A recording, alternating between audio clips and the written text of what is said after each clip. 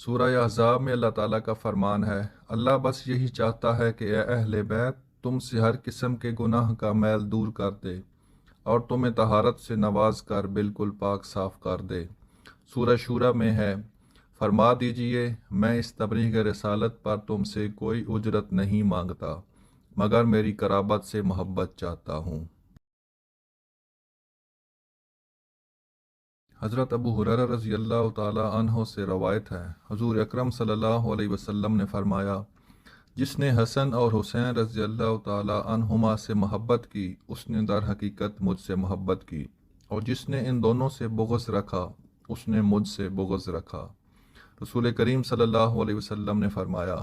اے فاطمہ رضی اللہ تعالی عنہا، کیا تم اس بات پر راضی نہیں ہو کہ تم مسلمان عورتوں کی سردار ہو یا میری اس امت کی سب عورتوں کی سردار ہو؟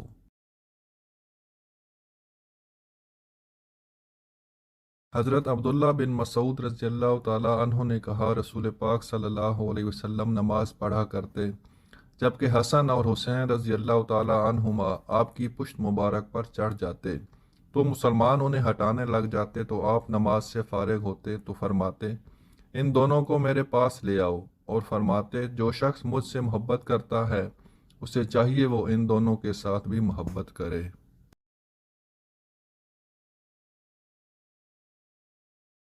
حضرت ابو ہریرہ رضی اللہ تعالی عنہ نے روایت کیا، آپ صلی اللہ علیہ وسلم حضرت حسن رضی اللہ تعالی عنہ کے بارے میں فرمایا کرتے، اے اللہ میں اس سے محبت کرتا ہوں تو بھی اس سے محبت فرما، اور جو اس سے محبت رکھے تو بھی اس شخص سے محبت فرما۔ حضور پاک صلی اللہ علیہ وسلم نے فرمایا، حسین مجھ سے ہے اور میں حسین سے ہوں۔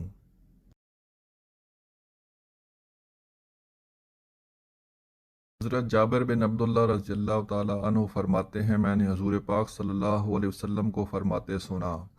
اے لوگو میں تمہارے درمیان ایسی چیزیں چھوڑ رہا ہوں کہ اگر تم انہیں پکڑے رکھو گے تو ہرگز گمراہ نہ ہوگے۔ ان میں سے ایک اللہ کی کتاب اور دوسری میرے اہل بیت ہیں۔